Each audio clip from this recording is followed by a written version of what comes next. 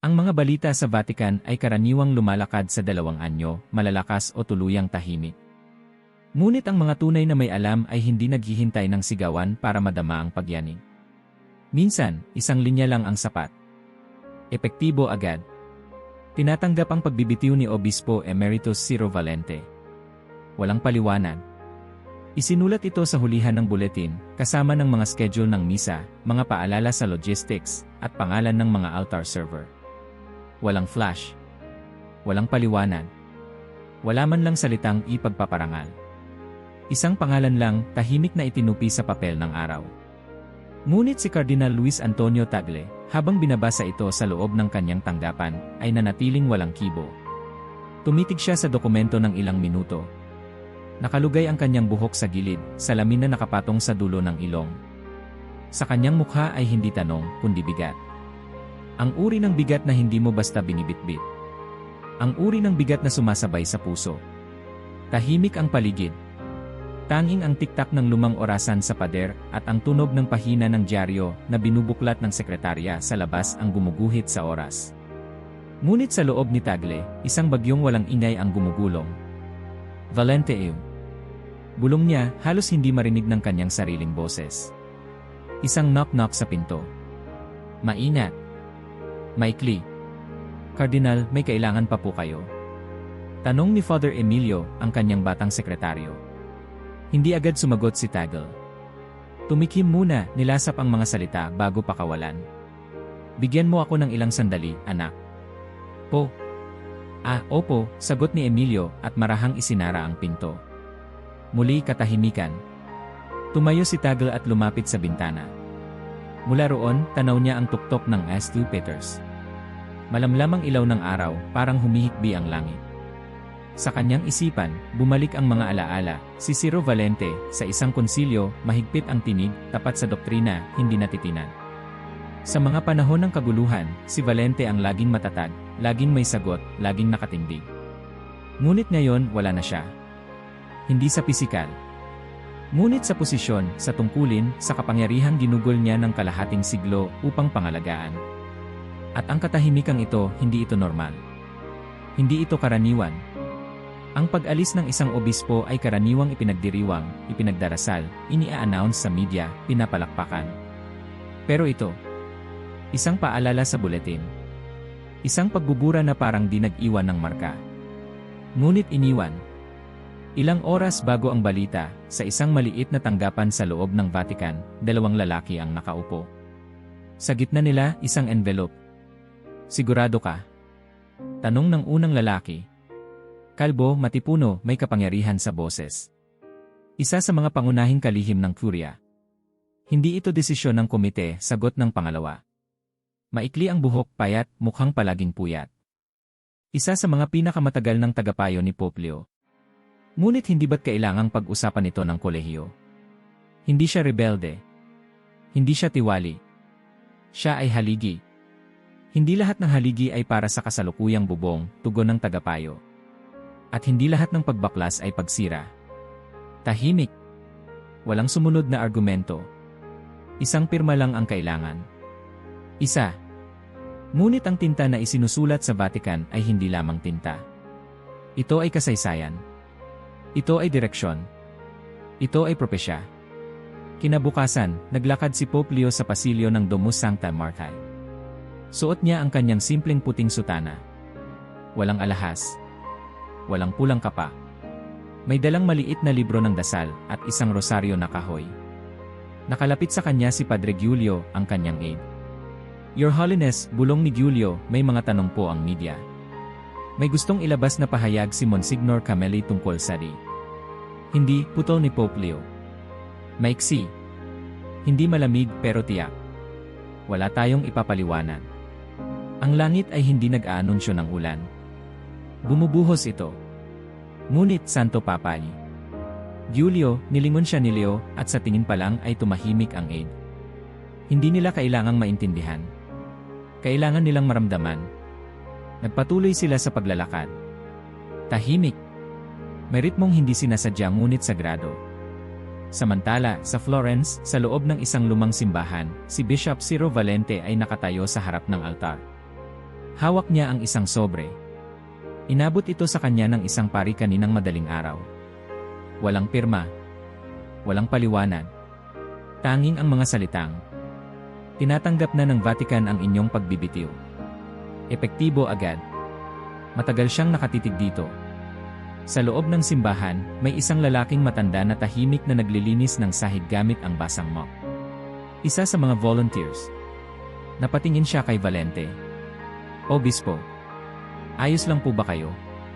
Tumango lang si Valente. Hindi nagsalita. Ngunit ang kanyang mga mata ay basang tila nyelo sa ilalim ng araw. Hindi ito galit. Hindi ito takot. Ito ay pagluluksang hindi pa niya nauunawaan. Maya-maya, lumapit sa kanya si Padre Lucio, isang batang pari na kanyang tinuruan. "Bakit, Obispo?" Tanong ni Lucio. "Bakit ganoon? Hindi man lang tayo pinagsabihan." Tumingin si Valente sa krusipihong kahoy sa harap ng altar. May mga bagay na mas tahimik kaysa sa awa. At kapag hindi na tayo bahagi ng bagong hakbang, hindi ibig sabihin wala tayong halaga. Maaaring tapos na lang ang ating bahagi. Sa Vatican muli, sa tanggapan ni Tagle, nagbalik ang tunog. Binuksan niya ang radyo. Isang programa sa wikang Latin ang tumutugtog ng Gregorian chant. Dumaan ang isang pakete sa ilalim ng pinto.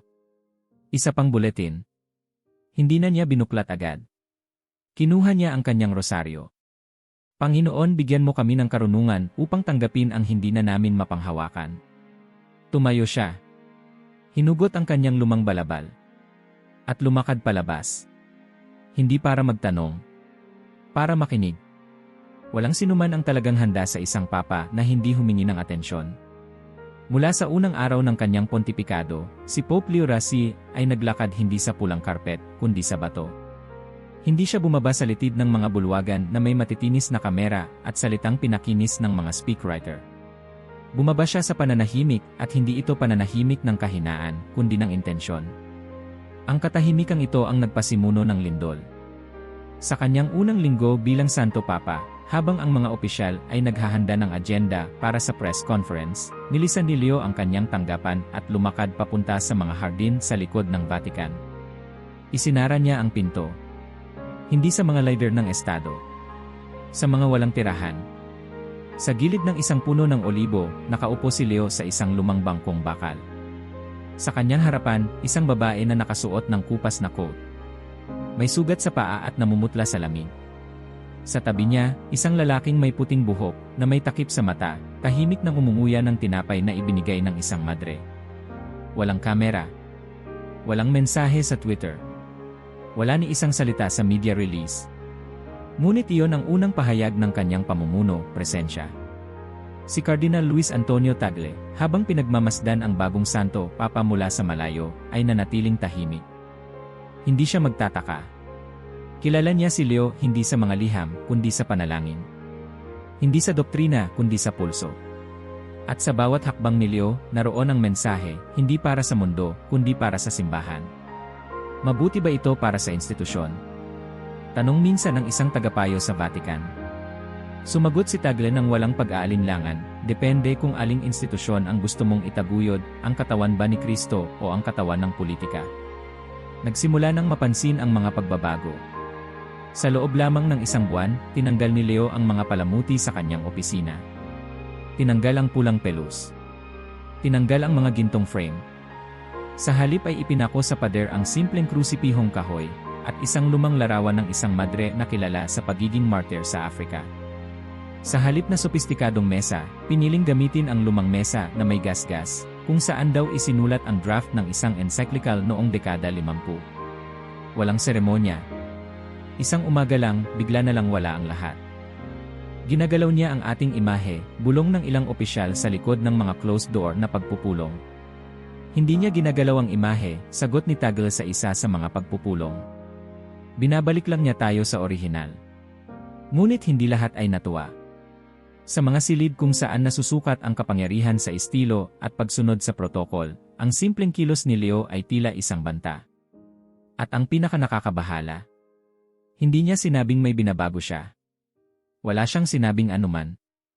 Isang insidente ang nag-ugat ng kaba. Isang gabi, habang ang Vatican ay abala sa isang diplomatic event, biglang lumisan si Leo mula sa tanghalian. Hinanap siya ng mga gwardya. Pinanood ng mga bisita ang kanyang silya na walang laman. Ngunit si Leo ay nasa kapilya, kasama ang isang batang madre na umiiyak. Namatayan ng kapatid. Hindi niya ito kilala. Hindi siya inanyayahan. Ngunit nang malaman niya ang balita, lumapit siya. Tahimik na umupo. At nagdasal. Ilang araw matapos nito, isinara niya pansamantala ang isang opisina sa Vatican na kilala sa pagiging sentro ng lobbying para sa mga obispong gustong mapromote. Wala siyang sinabi kung bakit. Walang memo. Walang paliwanag. Basta isinara. At kung may isang salita na sumasagot sa mga kilos niya, ito ay ito, ritmong hindi nakadepende sa ingay, kundi sa espiritu. Isang umaga, pinatawag ni Pope Leo si Cardinal Tagle sa kanyang tanggapan. Nang dumating si Tagle, hindi siya sinalubong ng mga gwardya o sekretarya. Buksan mo ang pinto at makikita mo agad ang Papa, nakatayo sa tabi ng bintana, nakayapak. Sa paanan niya, isang mangkok ng tubig at isang tuwalya.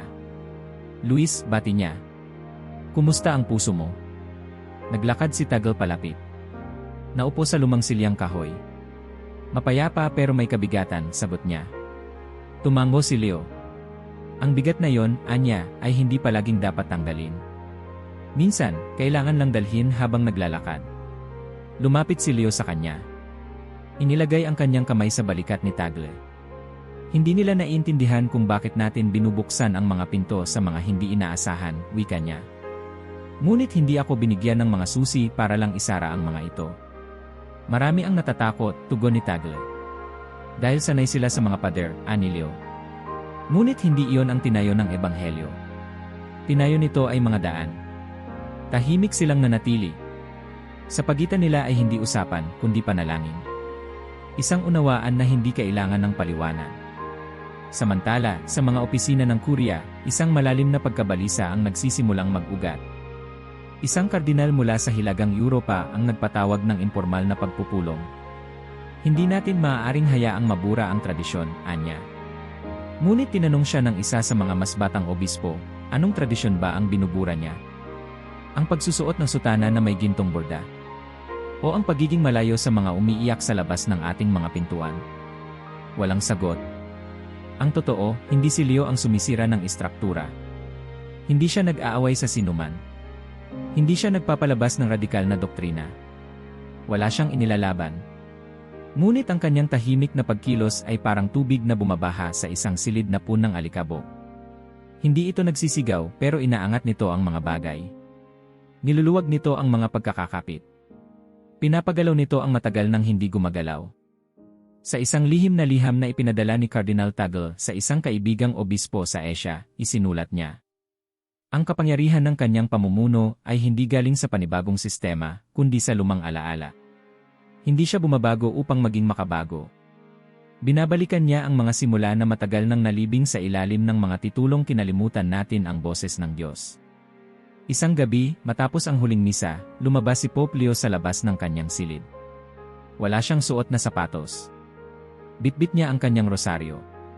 Sa gilid ng hardin, nakita niya ang isang batang lalaki na natutulog sa ilalim ng isang bangko. Tumigil siya.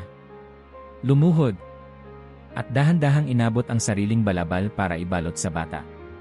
Kinabukasan, ipinatawag ng isang senior cardinal si Leo para sa isang pagpupulong. Magalang. Diplomatic. Santo Papa, wika ng kardinal. May ilan pong nababahala sa inyong estilo. Dahil hindi nila ito nakikita sa mga dokumento, tanong ni Leo, nakangiti. Dahil hindi nila ito nauunawaan. Tumingin si Leo sa kanya. Tahimik. Hindi galit. Hindi mapanghusga. Minsan ang tanging daan palabas ng ingay, anya, ay tahimik na pagkilos. At kung hindi nila ako naiintindihan ngayon, sana balang araw, maalala nila hindi ang sinabi ko, kundi kung paano ako lumakad. Ang pagpupulong ay nagtapos sa isang katahimikang walang resolusyon. Ngunit may isang di matawarang presensya. Hindi lahat ng pagbabago ay kailangang aprobahan. Ang ilan ay kailangang damhin. Paglipas ng mga buwan, hindi na kailangan ng mga tagapagsalita ng Vatican na ipahayag kung ano ang ginagawa ni Leo.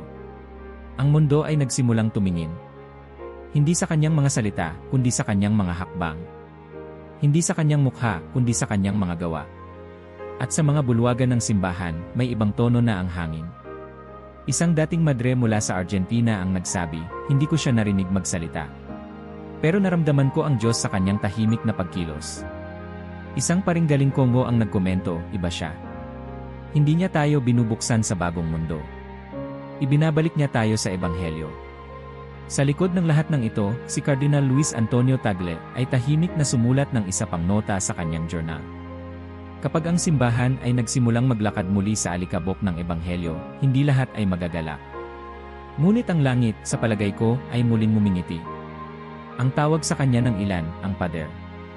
Si Bishop Ciro Valente ay hindi umakyat sa simbahan sa pamamagitan ng karisma, koneksyon, o taginting ng mga salita. Umakyat siya sa pamamagitan ng mga bitak. Sa bawat lugar na tinanggihan ng iba, siya ay ipinadala. Sa bawat diyosiseng tinatalikuran ng mga ambisyoso, siya ang dumarating. Hindi upang ipagdiwang, kundi upang ayusin, at panatilihing nakatayo. Ang kanyang unang destinasyon bilang obispo ay isang rehiyon sa labas ng Florence. Isang maliit, mahirap at salat sa pag-asa na lugar. May mga simbahan na halos giba, at mga paring isa o dalawa na lamang ang naiwan. Nang unang dumating si Valente, isang lokal na madre ang bumulong sa isang seminaristang katabi. Hindi siyang umingiti. At totoo nga. Hindi kilala si Valente sa ngiti. Kilala siya sa postura. Sa paanong para bang bawat dasal niya ay inukit, hindi inusal. Minsan, sa isang panayam na pilit ipinilit ng isang reporter, tinanong siya kung ano ang kanyang pananaw sa modernisasyon ng liturhiya. Ang sagot niya, kung may nagligtas sa atin sa krus, bakit natin siya babaguhin para maging komportable? Maikli. Matigas. Walang dekorasyon. Dumating siya sa Florence hindi dala ang mga slogan. Dumating siyang may checklist, mga abusadong pari na kailangang alisin, mga dokumentong kailangang isaayos, mga mahihinang seminarista na kailangang isantabi. At ginawa niya ito. Isa-isa. Hindi lahat natuwa. Ngunit ang resulta, ang diocese ay muling naging matatag. Ang mga seminarista, bagamat takot sa kanyang presensya, ay naging mas disiplinado. Ang mga parishioner, bagamat hindi laging komportable, ay nagsimulang bumalik sa misa. May disiplina. May direksyon. Minsan, may lumapit sa kanya, isang batang lalaking gustong ipahayag ang kanyang calling. Ngunit may nakaraan ito, dating adik, na rehab, at patuloy na nagsisikap magbagong buhay. Gusto ko pong maging pari, wika ng lalaki. Tiningnan siya ni Valente. Mahaba. Tahimik. Ang altar, anya, ay hindi lugar ng pag-eksperimento. Ito ay lugar ng kabanalan. Bumalik ka sa loob ng 3 taon, kung tahimik pa rin ang calling mo, saka natin pag-uusapan. Ang ilan ay tinawag siyang malamig. Ang iba, tinawag siyang tapat. Sa sumunod na mga taon, ipinadala siya sa Turin, pagkatapos ay sa Katimugang Italia, isang diocese na kilala sa pagkabagsak ng pananampalataya at pamamayani ng korupsyon. Isang lugar na tila walang sinuman ang gustong pamunuan. Maliban kay Valente. Sa unang misa niya doon, nagsalita siya ng Latin mula simula hanggang dulo. Hindi po kayo naiintindihan ng ilan, wika ng kanyang bagong vicar.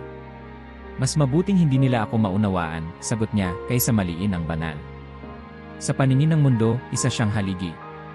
Isang tunay na gwardya ng katotohanan. Sa bawat dokumento ng doktrina, siya ang unang nagpipirma. Sa bawat pagtatalo sa Curia, siya ang bumabangga sa mga liberal. Hindi siya lumalambot. Hindi siya yumuyuko. Si Cardinal Tagle mismo, noong mga unang taon ng kanilang pagkakakilala, minsan ay nagsabing, may bakal sa kanyang pananalita. Ngunit may pananalig sa kanyang mata. Ngunit habang umuusad ang mundo, at habang ang pamumuno ni Pope Leo XIII ay unti-unting lumilikha ng panibagong himig sa simbahan, si Valente ay nanatiling nakapwesto. Ang kanyang mga sermon ay hindi nagbago. Ang kanyang mga desisyon ay lalong humigpit. Sa isang pagkakataon, isang parokya ang gustong magsimula ng outreach program para sa mga refugee na Muslim. Ano ang layunin? Tanong ni Valente. Pakikiramay, pagbubuo ng tulay, sagot ng kura paroko. Ang simbahan ay hindi humanitarian institution. Ito ay tagapagdala ng katotohanan, anya. At ang katotohanang walang Kristo ay pakikiramay na walang direksyon. Nagsimulang kumalat ang tensyon.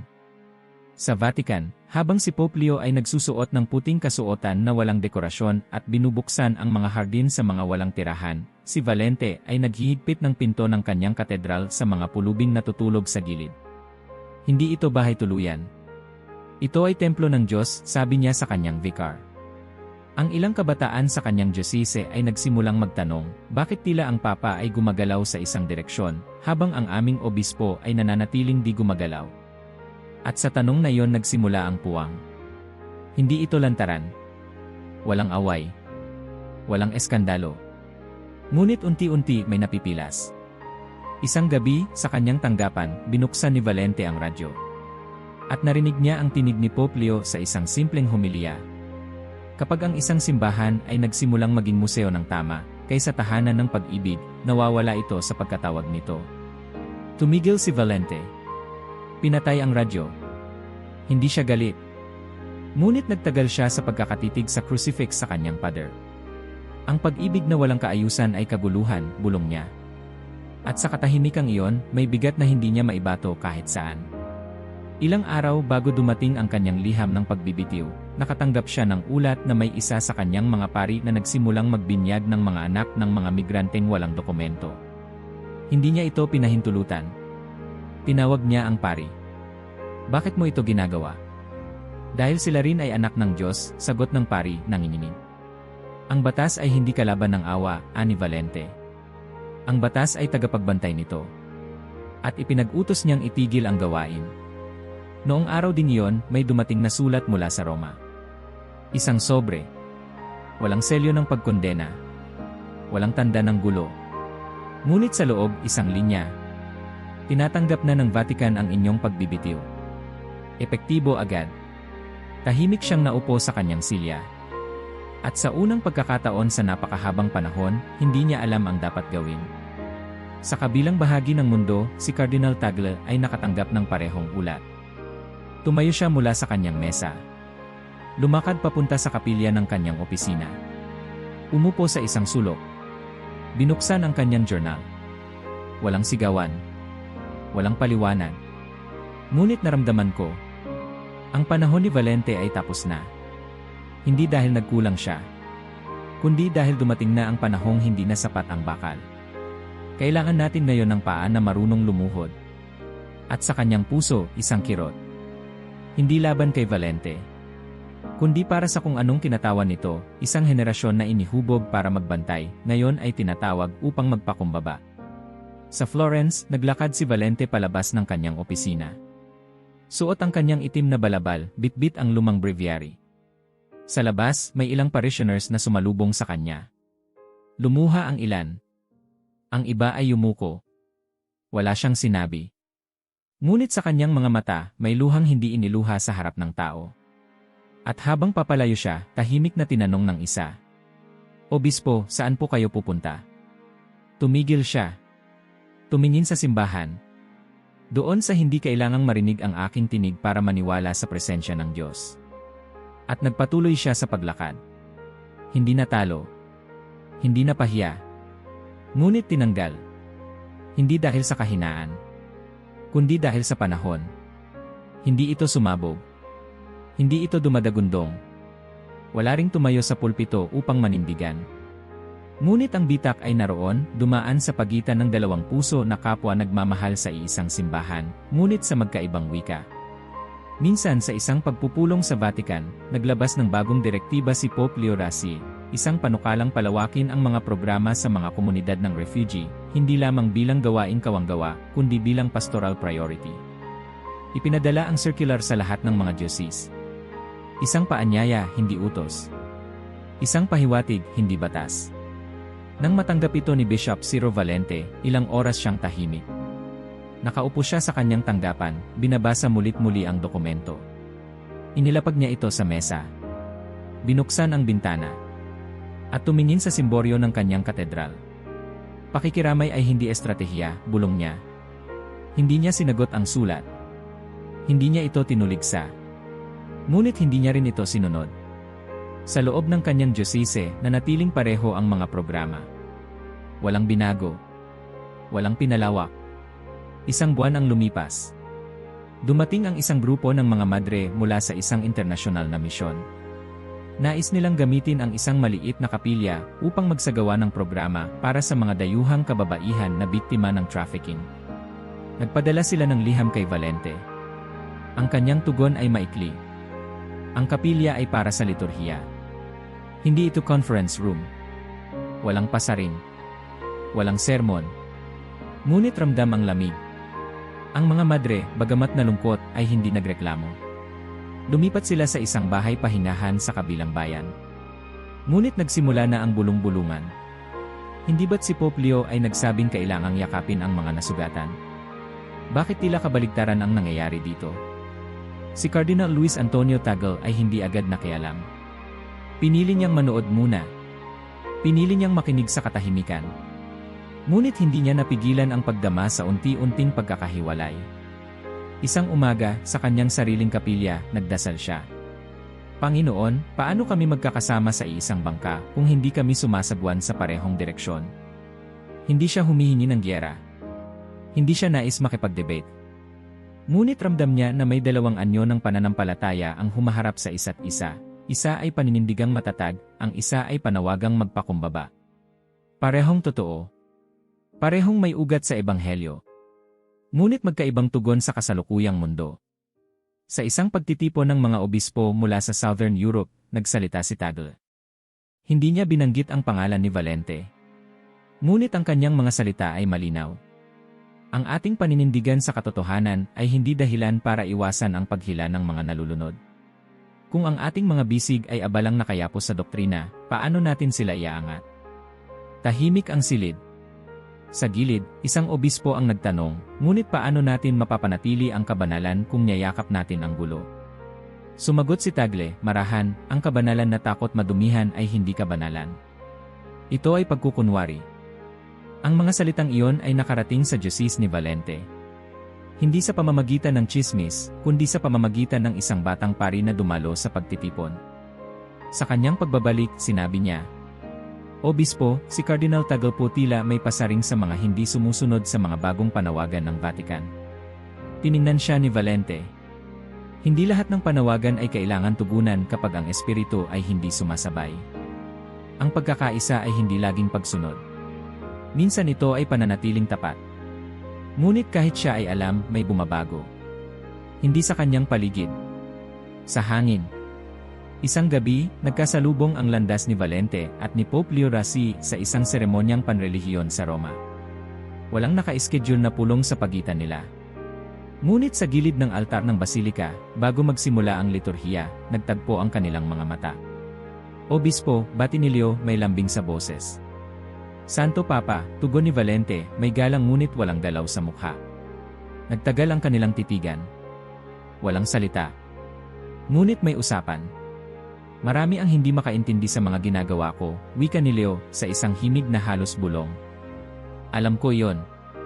Hindi ko sila pinipilit sumang-ayon. Pero nais kong makinig sila. Hindi ako laban sa inyo, tugon ni Valente. Ngunit hindi rin ako susunod sa landas na hindi malinaw. Baka malinaw lang ito sa paningin na sanay tumingin sa luhang tumutulo sa dumi, sagot ni Leo, mahinahon. Naglakad palayo si Valente. Hindi galit. Hindi rin bukas. Wala lang pakikipag-ugnay. Sa mga linggo na sumunod, ramdam ni Cardinal Tagle ang lalim ng pagitan sa pagitan ng dalawa. Sa kanyang journal, isinulat niya, 2 haligi ng simbahan. Isa'y itinayo sa lupaing tiyak, matatag, hindi gumagalaw. Ang isa namay itinayo sa buhangin na hinugasan ng awa, palaging handang magbago ng hugis upang manatiling box. Ngunit pareho silang nakaharap sa isang langit. Paano natin pagbubuin ang tulay?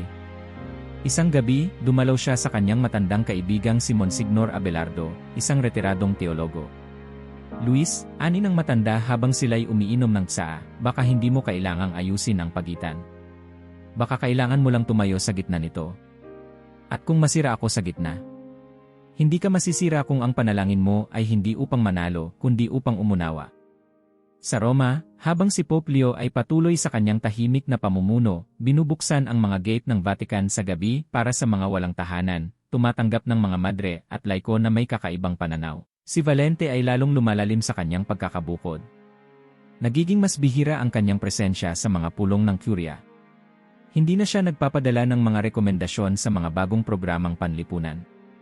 Hindi siya humahadlang, ngunit hindi rin siya sumasabay. Sa isang lihim na ulat, isinulat ng isang tagamasid. Si Obispo Valente ay hindi rebelde. Ngunit siya ay bato na tumangging lumambot. Hindi niya sinisira ang gusali. Pero hindi na rin siya bahagi ng bagong arkitektura. At sa ilalim ng lahat ng ito, ang bitak ay lumawak. Hindi sa ingay, kundi sa kawalan ng pagkakaintindihan.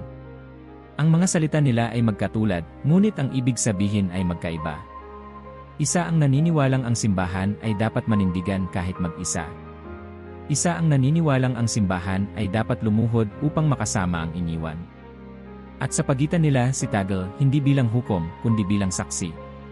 Tahimik, matatag, hindi sumasama sa alinman.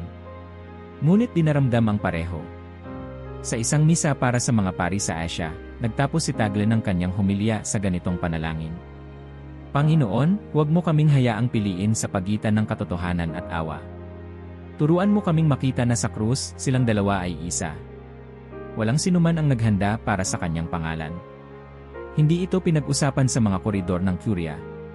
Wala sa mga bulong-bulungan ng mga taga-subaybay ng Vatikano. Hindi siya binanggit sa mga ulat, ni sa mga panalangin ng mga umaasang umangat. Ngunit sa isang umagang tahimik, sa isang buletin na walang larawan, dumating ang anunsyo. Ipinapahayag ng banal na sede ang paghirang kay Padre Mateo Enriquez bilang bagong obispo ng Diocese ng Santa Lucia. Isang pangalan. Walang palakpakan. Walang parangal. Walang pagsasaya. At San Poles, kung saan nakatira si Mateo sa itaas ng isang lumang kusina ng parokya, natagpuan siyang nakaupo sa harap ng altar, hawak ang rosaryo, hindi kumikibo. Padre Mateo, bulong ni Lucia, ang matandang babae na araw-araw naglilinis ng simbahan.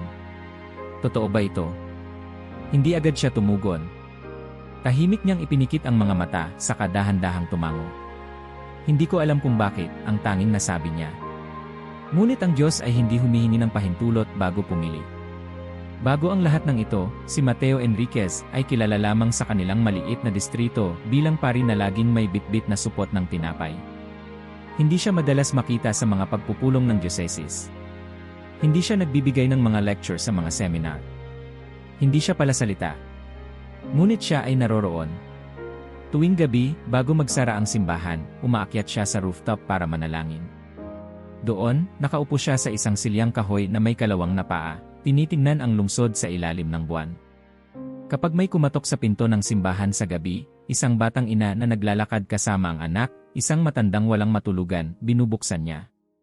Walang sermon. Tanging tinapay. Tanging mainit na tsaa. Tanging dasal. Isang insidente ang hindi nalimutan ng mga taga-parokya. Sa isang blackout ng buong distrito, may babaeng buntis na kumatok sa pinto ng simbahan, humihingi ng tulong. Malayo ang ospital. Hindi na niya kaya. Walang doktor. Walang ambulans. Tanging si Mateo. Sa likod ng upuan ng simbahan, sa ilaw ng kandila, tinulungan niyang isilang ang bata. Nang lumabas ito, nanginginig ang kanyang mga kamay habang binibinyagan ang sanggol gamit ang isang lumang tasa ng banal na tubig. Walang kumuha ng larawan. Walang nakakita maliban sa langit. Ngunit iyon ang gabi na, sabi ng mga matatanda, nagsimulang magtanong ang mga anghel sa Diyos. Panginoon, kailan mo siya itataas? Sa Vatican, si Pope Leo XIII ay naglakad sa kanyang tanggapan ng may dalang sobre. Nilapitan niya si Padre Giulio. Ihanda mo ang sulat. Si Mateo Enriquez na ang bagong obispo ng Santa Lucia. Padre Mateo, tanong ni Giulio. Ang pari San Poles. Tumango si Leo. Walang iba. Wala po siyang ranggo. Wala siyang mga libro. Wala siyang prestihiyo pagtatapos ni Leo. Alam ko. Ngunit hindi ba magtataka ang lahat? Minsan, ani Leo, kailangan nilang magtaka bago sila makinig. Sa Santa Lucia, nang marinig ng mga pari ang balita, nagkaroon ng pagkalito. Siya ba talaga ang ipapadala rito? Tanong ng isa. Hindi siya diplomat. Hindi siya kilala sa Roma. Paano niya pamumunuan ang isang diocese na dating hawak ng isang dambuhalang haligi tulad ni Valente? Ngunit dumating ang araw ng pagdating ni Mateo. Wala siyang dalang entourage. Wala siyang kasok na bago. Suot pa rin niya ang kanyang lumang sapatos na may butas sa gilid at isang balabal na hiniram niya pa raw mula sa isang madre. Tumigil siya sa harap ng katedral. Walang banda. Walang seremonya. Isang batang lalaki ang lumapit, bitbit ang isang palaspas. Kayo po ba ang bagong obispo? Ngumiti si Mateo.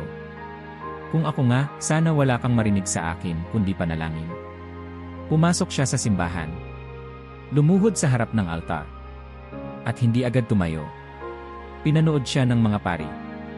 Tahimik. Nag-aabang ng pahiwatig. Ngunit si Mateo ay hindi nagbigay ng mensahe. Sa halip, tinanggal niya ang kanyang balabal, itinupi ito, at ibinalot sa imahe ng Birhen na nasa gilid ng dambana. Para sa mga nanlalamig na gabi, anya. Nang gabing iyon, habang inaayos ng mga sakristan ang tirahan ng obispo, natagpuan nila si Mateo na natutulog sa lumang kwarto ng dating sakristan, hindi sa opisyal na quarters. Padre Obispo, wika ng isa, bakit po dito kayo natulog? Dahil narinig ko na may pamilya sa labas ng bayan na walang matulugan. Ipinahiram ko muna ang kwarto ko. Pero kayo po ang obispo. Ngumiti siya. Mas una silang pari kaysa ako'y naging obispo. Sa mga linggong sumunod, nagsimula ng kumalat ang mga balita. Hindi tungkol sa mga utos ni Mateo. Wala siyang pinirmahang pagbabago. Wala siyang ipinakitang plano. Pero napansin ng mga tao. Ang mga pintuan ng katedral bukas buong gabi. Ang mga pari, tinuturuan niyang makinig bago magsalita. Ang mga batang ulila, may libreng pagkain tuwing hapon. At sa bawat kilos, may kasamang panalangin. Hindi sa mikropono, kundi sa pagitan ng luha at liwanag ng kandila. Isang araw, nagpadala ng liham si Pope Leo sa kanya. Maikli lamang. Ang simbahan ay hindi na muling itatayo sa pamamagitan ng batas, kundi sa pamamagitan ng presensya. At ikaw, anak, ay presensya na naging panalangin. Sa kabilang banda, may ilan pa ring hindi makakilos. Isang matandang kanon ang lumapit kay Mateo. Obispo, wala pa kayong inilalabas na pastoral letter. Anong gusto mong sabihin ko? Tanong ni Mateo. Na kayo ang namumuno. Kung kailangan kong sabihin yon, sagot niya, baka hindi ako dapat namumuno. Sa Vatican, si Cardinal Tagle ay nakatanggap ng balita. Binasa niya ang ulat. Isinara niya ang folder. Tumayo. Lumakad papunta sa kanyang maliit na altar. At lumuhod. Panginoon, anya, salamat. Hindi mo kami iniwan. Pinili mo muli. Mula sa gilid. Mula sa alikabok. Isang hapon, sa Santa Lucia, may batang lalaking pumasok sa simbahan. Naghahanap siya ng obispo. Gusto ko pong maging pari. Bakit? Tanong ni Mateo. Dahil gusto kong gumawa ng pagbabago. Tahimik na tumingin si Mateo sa kanya. Ang tunay na pagbabago ay hindi galing sa taas, anya. Galing ito sa lalim. Tumayo siya. Tinapik ang balikat ng bata. Simulan mong magdasal nang hindi mo pinipilit ang Diyos na sumagot. At doon ka magsimulang marinig ang tawag. Sa paglipas ng mga buwan, walang headline. Walang debate. Walang ingay. Ngunit sa Santa Lucia, may naramdaman ang mga tao. Iba ang hangin. Tahimik ang simbahan, ngunit puno. Walang bagong istruktura, pero may bagong sigla. At sa likod ng lahat, si Obispo Mateo, nakasuot ng lumang kasuotan, nakaupo sa gilid ng simbahan, nakikinig sa mga dumarating, at tahimik na nagdarasal. Hindi siya dumating upang baguhin ang mundo. Dumating siya upang maramdaman itong muli. Tahimik ang gabi sa Roma. Sa loob ng kapilya ng kanyang tahanan, si Cardinal Luis Antonio Tagle ay nakaluhod sa harap ng altar, ang mga kamay nakapatong sa tuhod, ang mga mata nakapikit ngunit gising na gising ang loob. Hindi siya nagdadasal upang humingi ng paliwanag. Hindi siya nagdadasal upang makumbinsi ang Diyos. Nagdarasal siya upang hindi siya tumigas sa gitna ng sakit. Ang balita ay hindi na bago. 3 araw na ang lumipas mula ng formal na inanunsyo ang pagkakahirang kay Obispo Mateo Enriquez. 3 araw mula ng tuluyan ng isantabi si Ciro Valente. Walang protestang sumunod. Walang ingay sa media. Walang debate sa Curia. Ngunit sa loob ng puso ni Tagle, may isang pagtatalo na walang audience. Isang tahimik na pakikipagbuno sa pagitan ng pagkakaibigan at pagsunod, ng paninindigan at pagpapakumbaba. Pumasok si Father Emilio, bitbit ang ilang dokumento.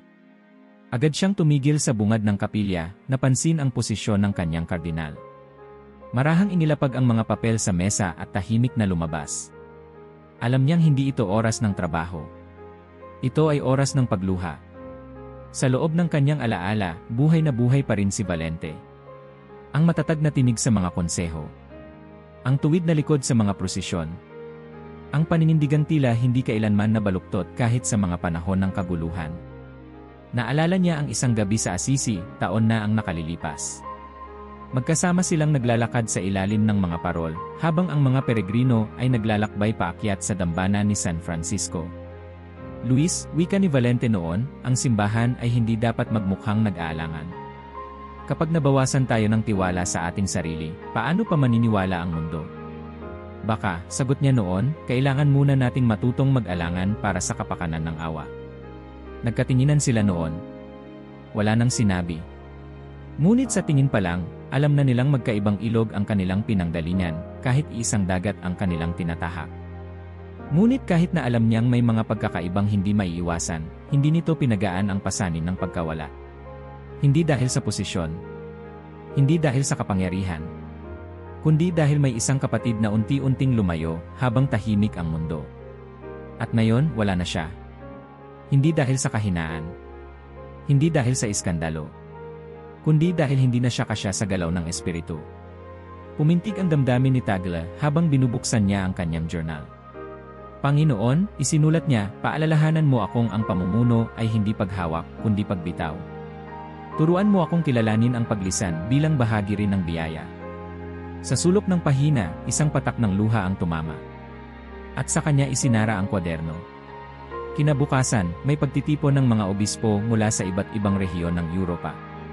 Inanyayahan si Tagle upang magsalita sa isang closed session tungkol sa pamumuno sa panahon ng transisyon. Alam ng lahat kung sino ang tinutukoy, hindi binanggit, ngunit nasa hangin. Tumayo siya. Tahimik muna. Pagkatapos ay nagsimula. Kapag ang punong kahoy ay hindi na namumunga, minsan kailangang putulin ang ilang sanga. Hindi dahil patay na ang sanga, kundi upang mabigyan ng espasyo ang bagong buhay. Ngunit kahit alam nating tama ang pruning, hindi nito pinapawi ang sakit ng hiwa. Walang nagsalita. Wala ring nagpalakpakan. Ngunit ramdam ng bawat isa na ang bawat salita ay nanggaling sa isang puso na hindi dumedepensa, kundi nagluluksa. Sa mga araw na sumunod, tinanggihan ni Tagle ang ilang imbitasyong lumabas sa media. Hindi dahil ayaw niyang magsalita, kundi dahil may mga bagay na kailangang maramdaman bago ipaliwanag. Isang gabi, naglakad siya sa gilid ng Tiber. Mag-isa. Suot ang kanyang simpleng balabal. May humabol sa kanya, isang batang madre na tila kilala siya.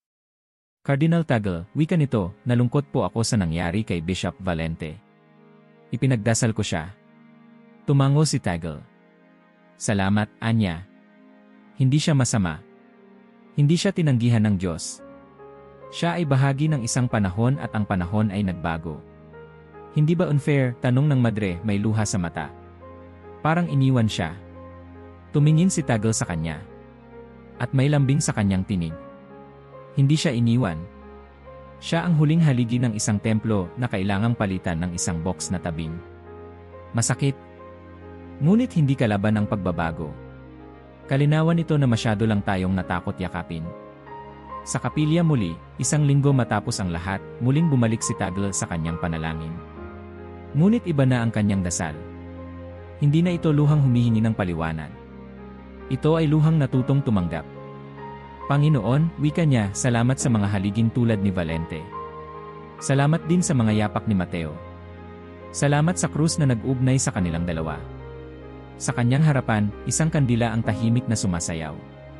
Wala itong sinasabi. Ngunit may sinisindihan ito. Sa wakas, si Tagle ay tumayo. Hindi pa lubos na payapa. Ngunit handa na. Hindi upang kalimutan. Kundi upang bitbitin ang alaala, hindi bilang bigat, kundi bilang patotoo. Tahimik ang unang araw ni Obispo Mateo Enriquez sa opisyal niyang katungkulan. Walang misa ng panunumpa na may banda. Walang mahahabang talumpati. Walang mamahaling upuan na ipinasok sa altar. Nang sinimulan ang misa ng kanyang pag-upo sa diocese, pinili niyang ito'y isagawa sa maliit na kapilya ng simbahan ng mga trabahador sa gilid ng bayan, hindi sa malawak na katedral. Bakit po dito, Obispo? Tanong ng kura paroko, si Padre Renzo. Dito ko narinig ang pinakataimtim na amen sa buong linggo, sagot ni Mateo, habang inihahanda ang kanyang luma at kupas na kasulya. Sa halip na formal na humilya, nagkwento siya ng isang gabi kung saan kinailangan niyang ipagkasya ang natirang tinapay sa 6 na gutom na bata. Sa halip na magpaliwanag ng doktrina, tinanong niya ang kongregasyon kung kailan sila huling umupo sa tabi ng isang taong hindi makabayad ng kandila para sa misa ng yumao. Tahimik ang lahat. Hindi dahil walang naintindihan, kundi dahil may naantig. Sa unang linggo ng kanyang panunungkulan, hindi siya madalas makita sa opisina. Hindi rin siya nagpadala ng mga utos o memo. Sa halip, lumakad siya sa mga eskinita ng Santa Lucia. Nakasuot lamang ng simpleng itim na polo, bitbit ang lumang breviary, madalas siyang nakikitang kumakatok sa mga pintuan. Obispo ka raw po, tanong ng isang matandang lalaki, habang pinagmamasdan si Mateo sa labas ng karinderya. Hindi ko sigurado kung obispo ako sa inyong mata, sagot ni Mateo. Pero ang sigurado ako, narito ako hindi para mag-utos, kundi makinig. Sa gabi, bumibisita siya sa kulungan ng lungsod. Isang dating paring nakakulong dahil sa kasong pandarambong ay halos hindi makatingin sa kanya. Wala na po akong lugar sa simbahan, bulong nito. Ngunit umupo si Mateo sa tabi niya, at matapos ang ilang minuto ng katahimikan, sumagot. Lahat tayo ay pwedeng maging putik. Pero ang Diyos ay may hilig sa paglalagay ng binhi doon. Sa unang buwan, nag-iba ang ritmo ng diocese. Ang mga sakristan, sanay sa tiyak na galaw ng dating obispo, ay biglang natagpuan ang kanilang sarili na nagtutulungan upang gumawa ng bagong schedule, hindi base sa mga utos mula sa itaas, kundi mula sa mga tanong ni Mateo. Kamusta ang pamilya mo? Ano ang kinakailangan ng parokya? May dumarating pa ba sa huling misa ng gabi? Unti-unti, mula sa pagiging dayuhan, naging tanong na rin ito ng mga tao. Sino siya? Hindi siya pala sigaw. Hindi siya palaupo sa harapan. Ngunit nararamdaman siya sa likod ng bawat pagkilos ng simbahan. Para bang isa siyang alon, hindi malakas, pero tuloy-tuloy.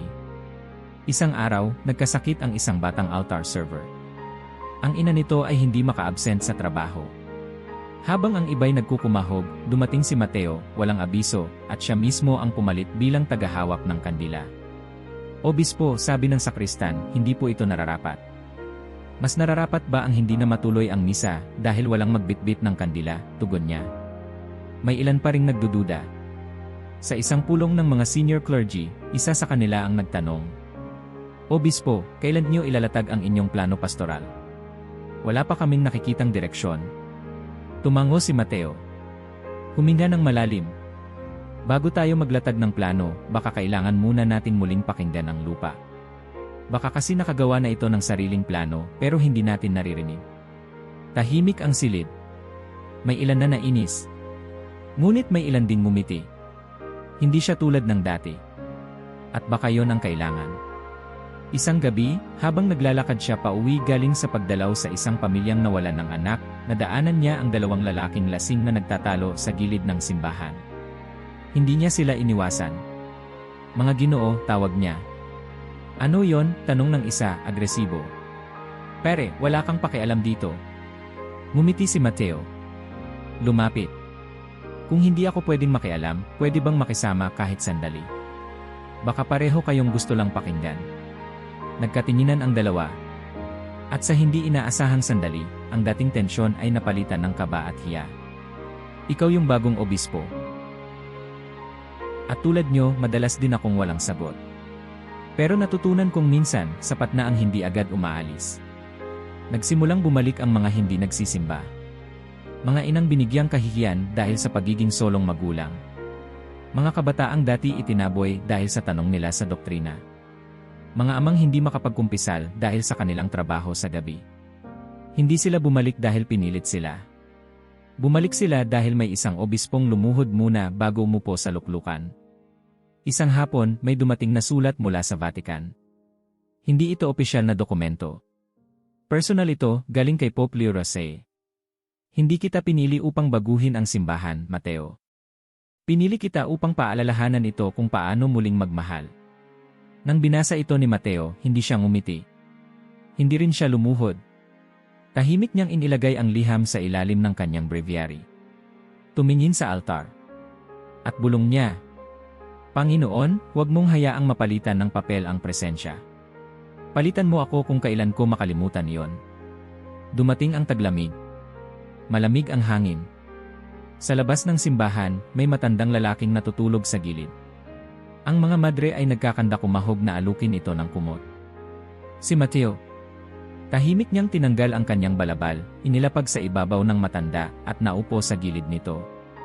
Hindi ka ba malamig? Tanong ng madre. Mas malamig ang pakiramdam ng hindi napapansin, sagot niya. At sa gabing iyon, isang larawan ang kumalat sa social media, hindi opisyal, kuha lamang ng isang batang estudyante, ang bagong obispo, nakaupo sa simento, kasabay ng isang palaboy. Walang press release, walang paliwanag. Ngunit sa caption ng post, kung ganito ang simbahan, baka bumalik na nga ako. Bago pa man sumikat ang araw, nasa hardin na si Cardinal Luis Antonio Tagle. Bitbit ang isang tasa ng mainit na tsokolate at balumbon ng mga tala mula sa kanyang journal. Naupo siya sa lilim ng isang puno ng olivo sa gilid ng seminaryo. Tahimik ang umaga. Ang mga ibon lamang ang kasama niyang sumasabay sa paghinga ng hangin. Sa di kalayuan, lumapit si Father Joel, isang batang paring bagong ordena na malapit sa kanya mula pa noong panahong siya'y obispo sa Maynila. Marahang lumapit at yumuko. Kardinal, anya, narinig ko pong nandoon kayo kahapon sa misa ni Bishop Mateo. Kumusta po? Hindi agad sumagot si Tagle. Tumingin muna siya sa abot tanaw. Magaan sa wakas, sagot niya, mahina ngunit buo. Umupo si Joel sa tabi niya. Aaminin ko po, noong una, parang hindi ko maunawaan kung bakit ganon ang nangyari kay Bishop Valente. Pero nang makita ko si Mateo may kakaiba. Tahimik pero parang may dalang bagyo. Ngumiti si Tagle. Parang hangin na hindi mo alam kung kailan darating, pero alam mong pagdapo nito, may mababago. Tahimik silang dalawa. Hanggang sa muling nagsalita si Tagle. Alam mo ba, Joel, maraming taon akong nagturo tungkol sa discernment, tungkol sa espiritu. Pero nitong mga linggo, para akong estudyanteng natutong muli. Bakit po? Tanong ni Joel. Dahil palagi nating iniisip na ang discernment ay tungkol sa pagpili kung sino ang mas mahusay, mas karapat-dapat, mas handa. Pero sa totoo lang, minsan ang espiritu ay hindi nagpapalit. Nag-aayos. Hindi ito replacement. Realignment ito. Tumango si Joel, bagamat halatang sinusubukang unawain ang lalim ng sinabi. Kaya tinanggap niyo si Mateo ng ganon kabilis? Tanong niya. Hindi agad sumagot si Tagle. Humigop muna ng tsokolate. Hindi dahil mabilis. Dahil mas masakit kung hahadlangan pa. Nakita ko kay Mateo ang simbahang gustong balikan ng espiritu, hindi ang institusyonal na galaw, kundi ang presensya. Hindi ang opisyal na wika, kundi ang panginginig ng puso sa katahimikan. Kinahapunan, nagtungo si Tagle sa lumang archive ng diocese. Isa itong bahagi ng kanyang personal na proseso, ang pagbabalik sa mga alaala. Doon, sa pagitan ng mga lumang aklat at sulat kamay na tala, nakita niya ang isang lumang homilya ni Ciro Valente. Isinulat ito sa tinta, may halong margin notes na pulido at may paninindigan. Binasa niya ito ng dahan-dahan. Ang simbahan ay haligi, hindi tolda. Hindi ito dapat madaling natitinag ng hangin ng panahon. Dapat itong matatag, matibay, hindi nababago ng emosyon. Tumango si Tagle. Tama ka, kapatid, bulong niya. Pero baka sa mga panahon ngayon, kailangan nating matutong maging tolda rin paminsan-minsan, upang makalapit ang mga walang bubong. Hindi niya sinira ang sulat. Hindi niya ito itinapon. Inilagay niya ito sa bag, maingat, para itago sa kanyang sariling archive. Hindi upang itakwil, kundi upang igalang. Sapagkat sa kabila ng pagkakaiba nila, nanatili ang katapatan ni Valente. Sa isang gabi ng pagtitipon para sa mga leader ng kabataan, inimbitahan si Tagle upang magbahagi. Sa halip na formal na pagtalakay, umupo siya sa gitna ng bilog, kasabay ng mga kabataang nagtatanong. Kardinal, tanong ng isang babae, bakit parang binabago ni Pope Leo ang lahat? Hindi niya binabago ang lahat, sagot niya. Inaalala niya ang simula. Pero hindi ba tayo mawawala kung patuloy tayong magbago? Tanong ng isa pang lalaki. Ngumiti si Tagle. Ang simbahan ay parang barko. Kung masyado itong nakapirmi, lulubog ito. Kung masyado namang mabilis, mawawala sa direksyon. Kaya minsan, kailangang ayusin ang layad. Hindi dahil mali ang nakaraan, kundi dahil nag-iba ang hangin. Tahimik ang mga kabataan. Isa-isang tumango. May mga napaluha. May nagdasal. At sa kalagitnaan ng usapan, isa ang bumulong. Salamat po, Kardinal. Hindi niyo kami tinakot. Tinuruan niyo kaming makinig.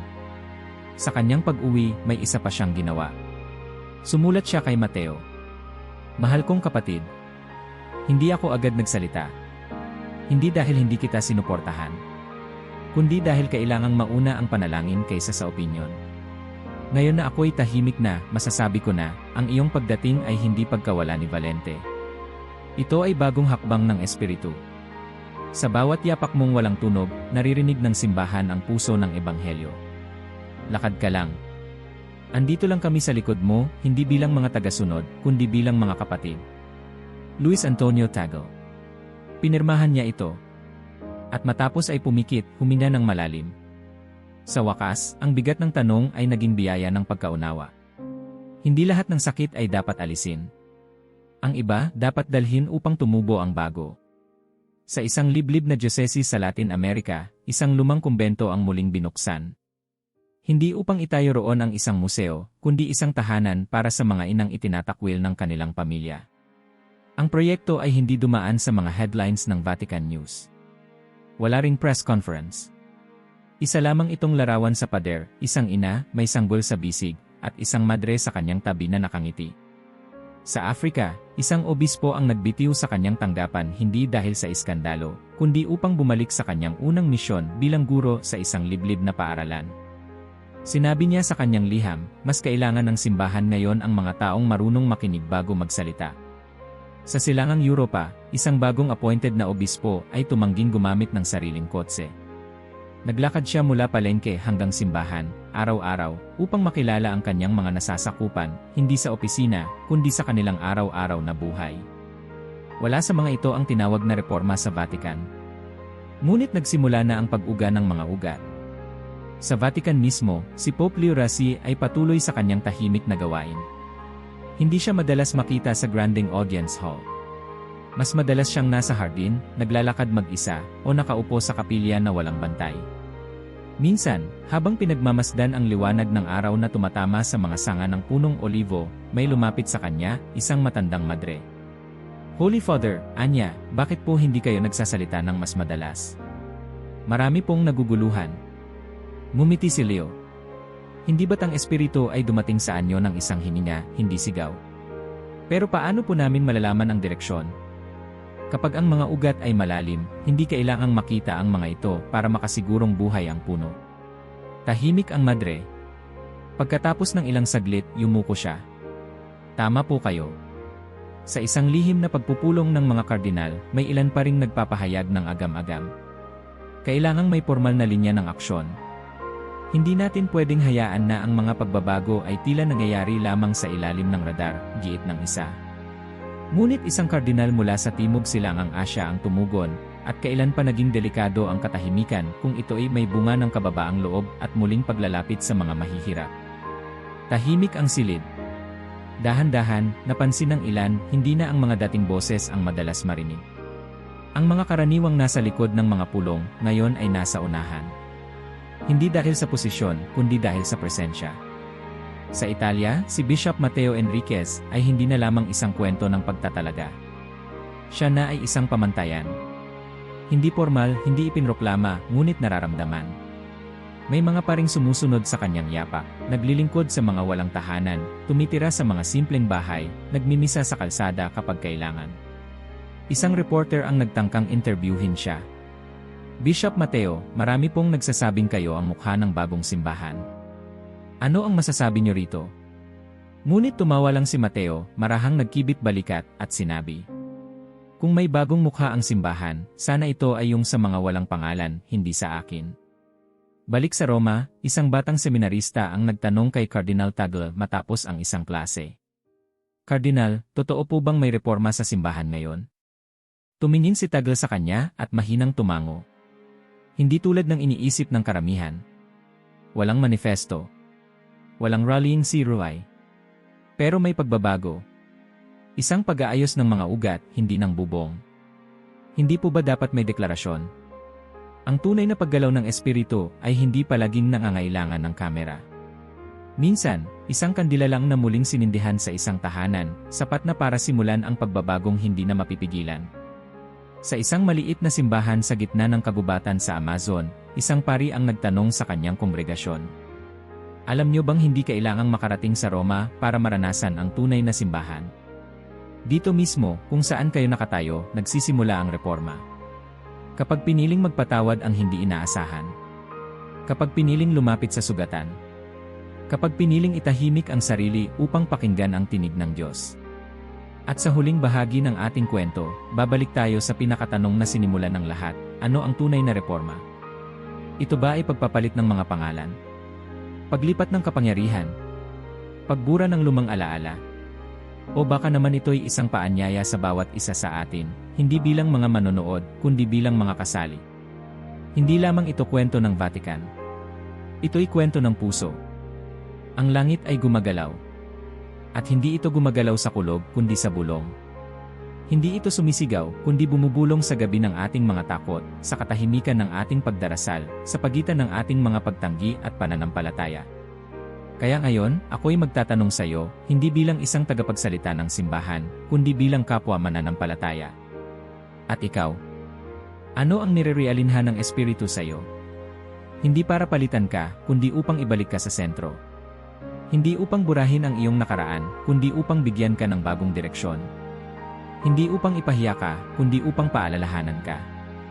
Na hindi ka nakakalimutan. Na marahil, ang pinakaimportanteng rebisyon sa simbahan ay hindi sa Roma kundi sa iyo. Kung nagustuhan niyo ang kwento, huwag kalimutang i-like ang video at mag-subscribe sa aming channel para sa mas marami pang makabuluhang nilalaman.